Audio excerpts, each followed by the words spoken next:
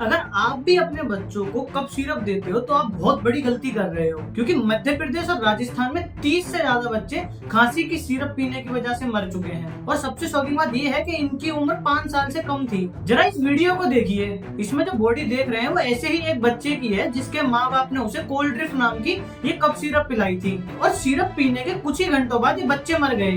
देखिए होता क्या है, नॉर्मली कफ सिरप को मीठा करने के लिए प्रोपिलीन ग्लाइकोल नाम का एक केमिकल मिलाया जाता है। अगर ये कम मात्रा में हो तो बच्चों के लिए सेफ होता है, मगर अगर जरा सी भी लिमिट से ज्यादा हो तो जान का नुकसान हो सकता है, जैसे इन बच्चों के साथ हुआ। अगर आपके भी घर में कोई बच्चा कफ सिरप लेता है तो तुरंत डॉक्टर के पास जाकर राय लीजिए और इस वीडियो को ज्यादा से ज्यादा शेयर कीजिए।